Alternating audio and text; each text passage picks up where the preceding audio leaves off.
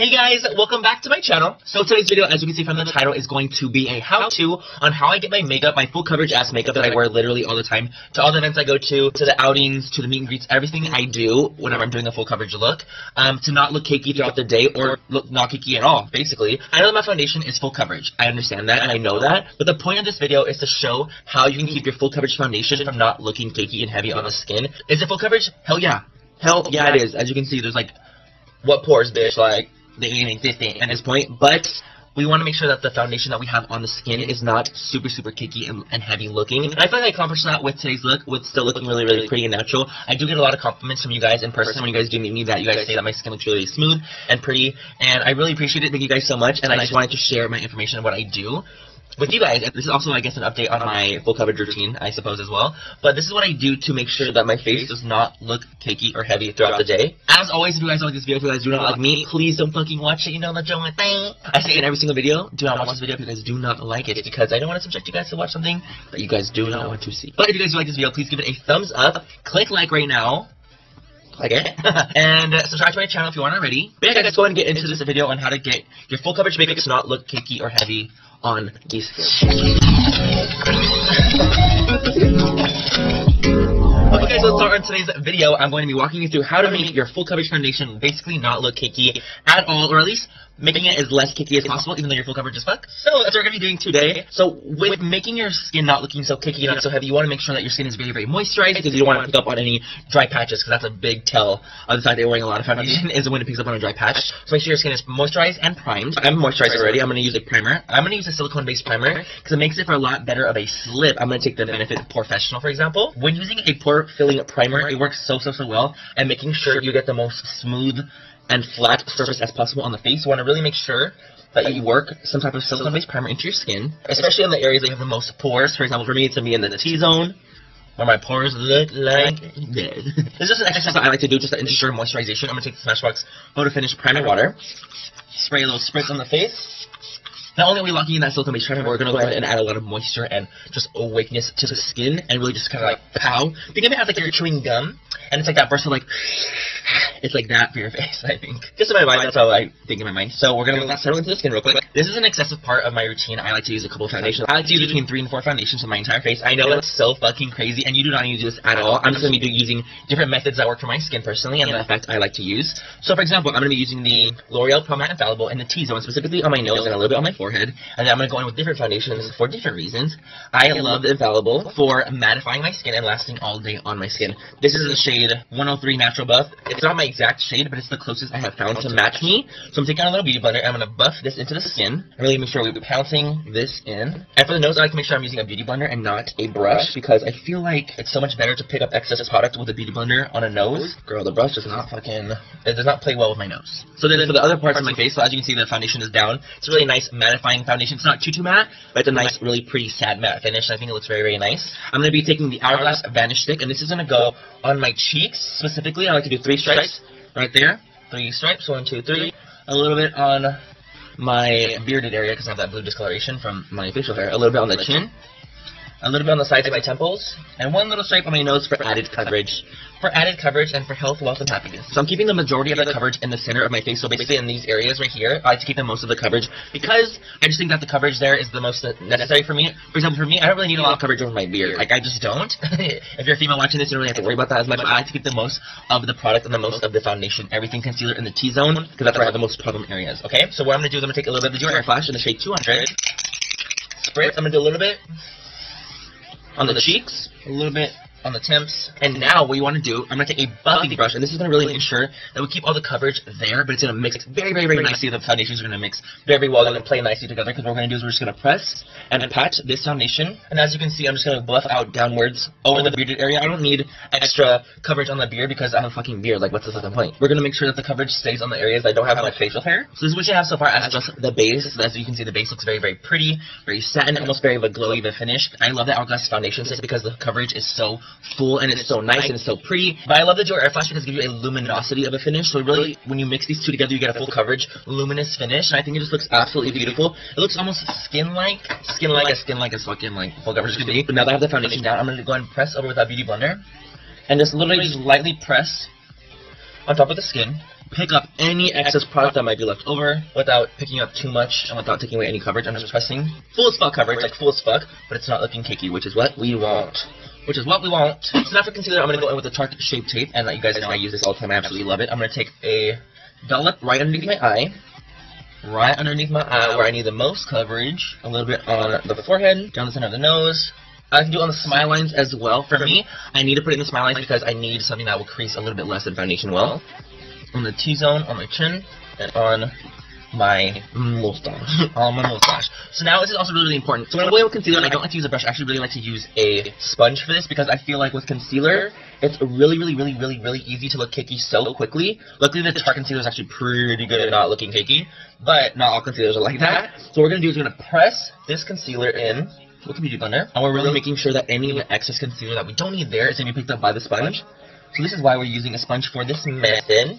Sorry, my friends, it's Tiffany. So now what we're going to do is we're going to take a really lightweight powder and we're going to cook underneath the eyes. I'm going to be taking the RCMA No Color Powder, specifically for underneath my eyes and my smile lines.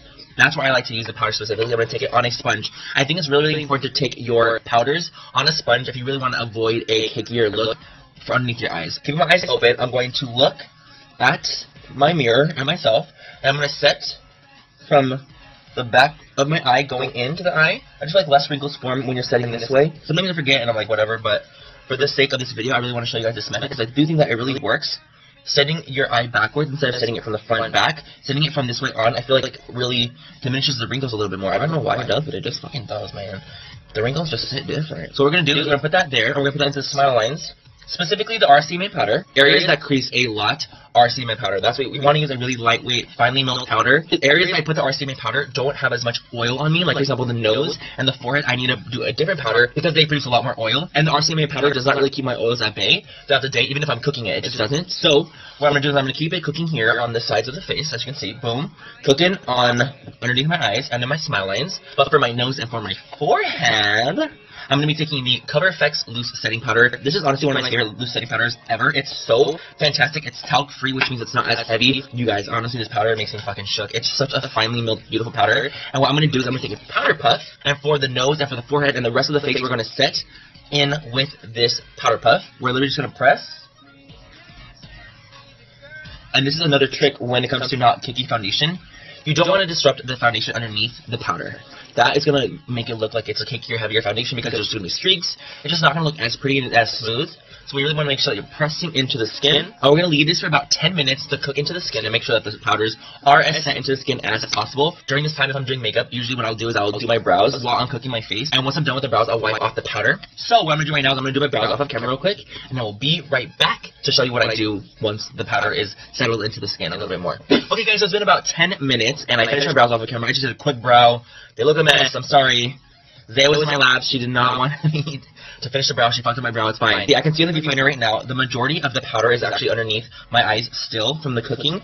So I'm just going to take a little brush and wipe this away so there's no excess powder lying around. And then I'm going to be taking a large brush, and this is like my holy grail right now. I've been loving this so much. This is the MAC Medium Golden Mineralized Skin Finish. I talked about it recently in a favorites video. I just love this powder so much because it gives you a lifelike finish to the skin again, and I think that's really, really important for a full coverage look. And the mineralized skin finish will do that to you.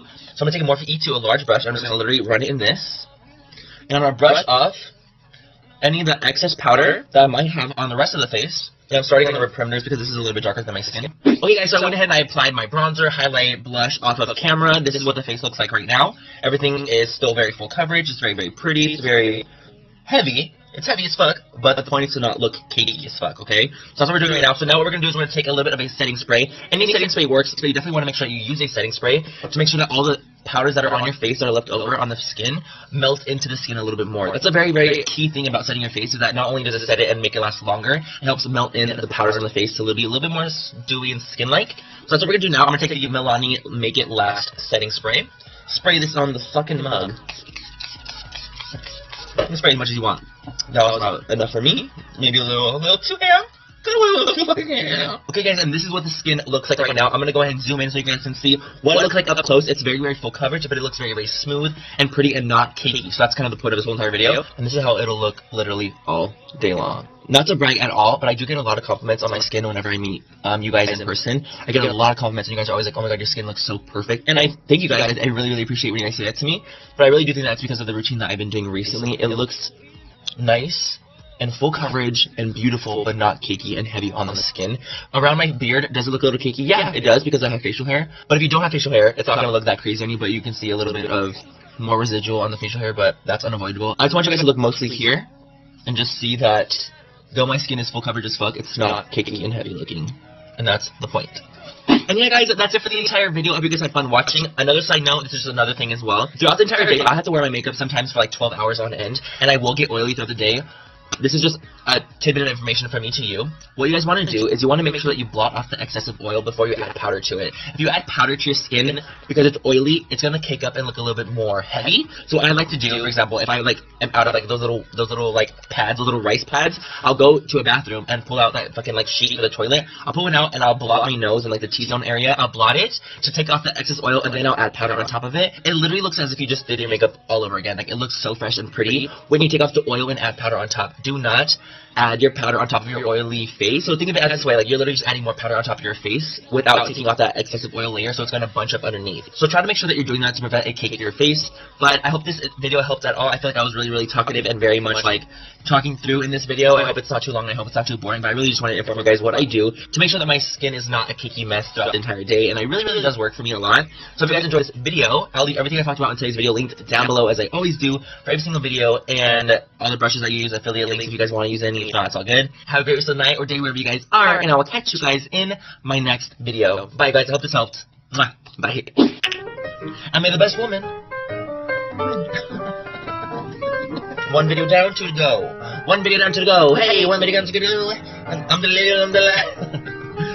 shit. One video down, two to go. One video down, two to go.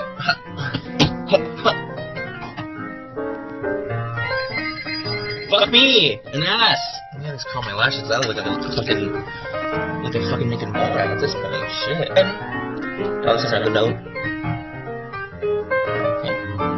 Say hi. Say hi. Hey, no kiss. Disney princess. Disney princess. She's gone so big, guys. She's gone so big. Look at her. Mi hijita chiquita, bebecita, mojita. Oh, I just said that last time. And pretty. Thanks. I primed. No, I haven't. Zaya. I swear if you piss on this white carpet, I'll die. Don't.